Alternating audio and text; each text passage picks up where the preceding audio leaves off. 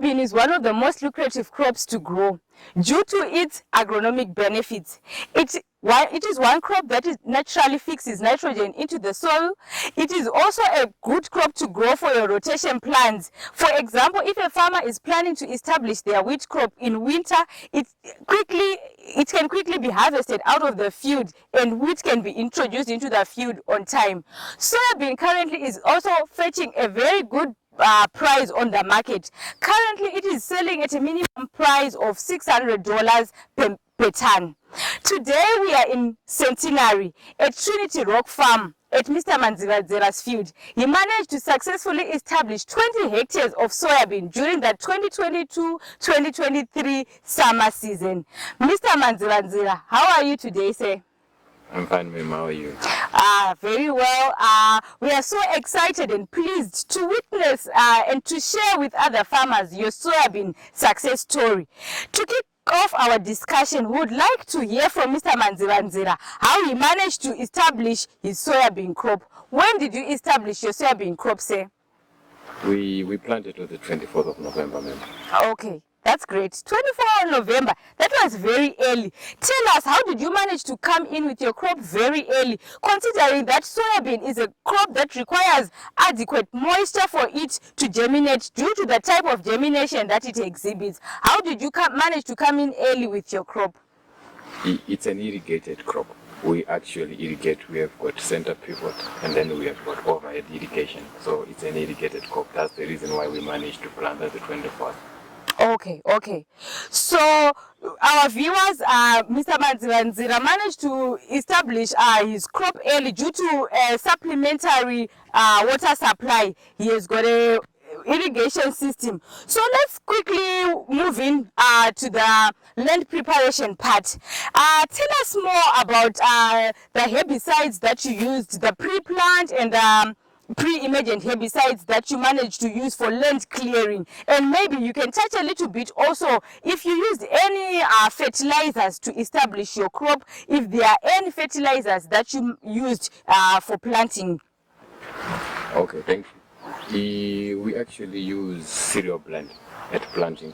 That's 8-23-23, and we use 250 kgs. That's 5 bags per hectare. Then just after planting, we use pre-emergent herbicides.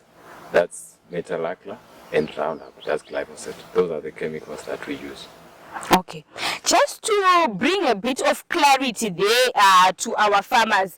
So glyphosate comes in two forms. It can either be a liquid form or it can be a granulated form. So depending on the glyphosate that you are using, when it's liquid glyphosate, application rates can go as up to 4 liters per hectare. And when you are using the granulated form of glyphosate, application rates can go as up to 2 kgs per hectare. And these two herbicides, they are mostly used and this herbicide, it is mostly used to control actively growing weeds during the planting window. So we encourage farmers to come in with this herbicide for land clearing purposes before their crop emerges. Then as for metalaclo, it's a pre-emergent herbicide. We also have another pre-emergent herbicide, Formula 1, a combination of 2 active ingredients, S-metalaclo and flumensulam. So this is an improved fossil agro product that we highly encourage our soybean farmers to use, as it targets both broadleaf and grass weed seeds. So basically this herbicide is used to control and suppress emergence of weed seeds of broadleaf weeds and grasses. So it creates a residual cap in the soil. So in our next segment, we are going to be talking about post-emergent weed management in soybean, as well as disease management and insect pest management. We know that soybean is mostly affected by broadleaf weeds such as chinzungu, also known as Mexican clover, also called milkweed. It's one weed that also affects soybean. We've got the morning glory, also called sourweed, that affects soybean. There are also other grass weeds such as tsangadzi, shamba grass that can be problem with in farmers' fields, depending on the field and the area that the farmer is growing.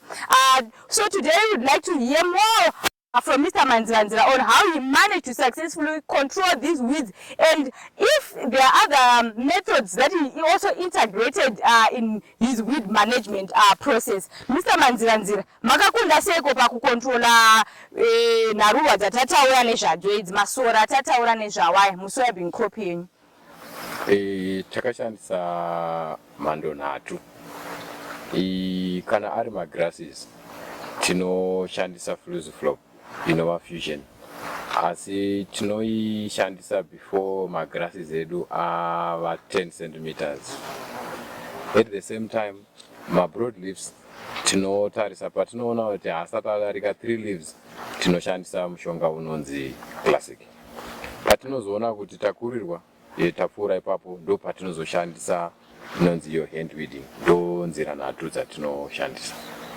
Okay, that's really good, Mr. Manziranzira, because as we are witnessing right now, the field really looks clean. It really looks clean. So we are really encouraged that these herbicides are bringing good results in your fields.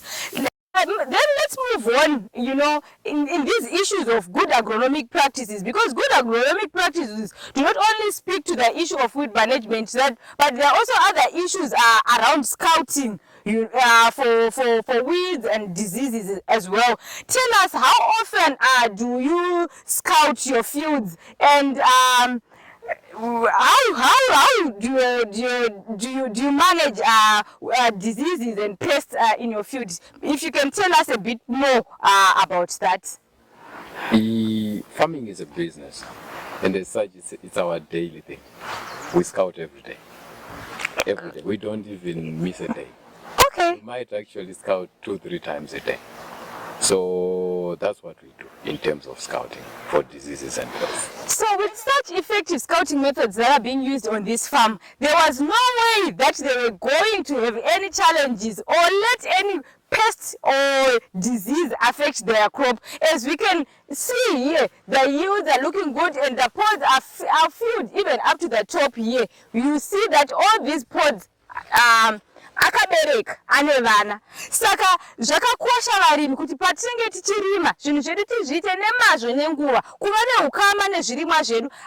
The biggest investment that a farmer can make in their field is their footsteps. That's the biggest investment that you can make. So regular scouting is very important in whatever crop that a farmer is growing. So maybe to just round up this discussion, Vamanziranzira, mangani ko crop yenyu ino soyabhini, nekuti ndiri kuona kuti yakabereka zvakanaka kwazvo, uye vana varimo muchirimwa chenyu chinechi. Makatarisira govo rakamira sei panapa? 4 tons and pots. 4 tons and pots.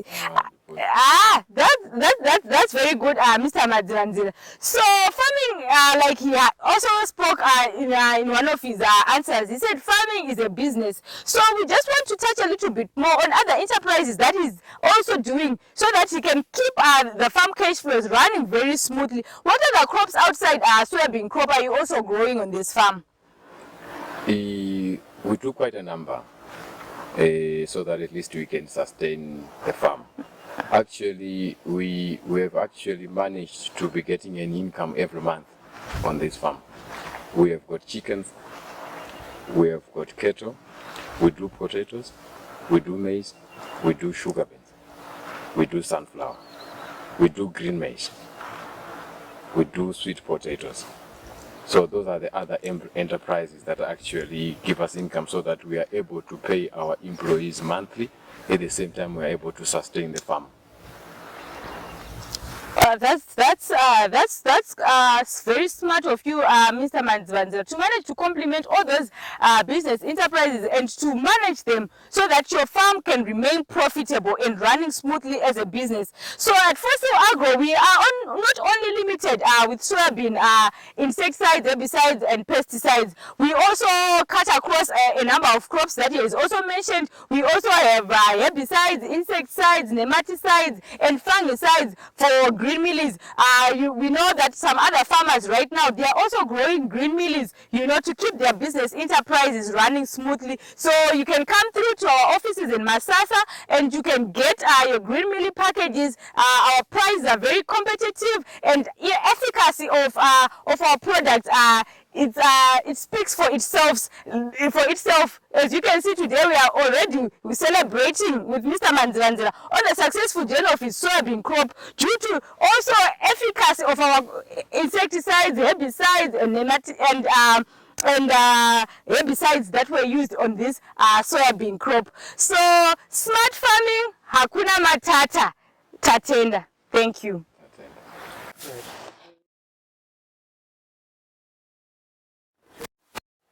With the regular scouting methods that were being used on this farm, there was no way they were going to miss on the problem pests and diseases that affect soybean crop. Some of the problem pests, to mention but a few, that affect your soybean, we've got your semi-looper. We also have beetles, especially during flowering stage. We see beetles coming into the crop, and those can cause a serious flower drop, and they will result in low yield. So some of the pesticides, insecticides that we have at Fossil, we have got Mark 10, we also have Nemesis. These insecticides are very effective in controlling your semi-looper as well as these beetles that I mentioned. Problem diseases in soybean, we have got what we call soybean rust. Soybean rust can effectively be controlled using Shavit. That's the trade name on the market, but it's also the active ingredient in the product is tridamino. Tridamino is one fungicide that can be used to control soybean rust.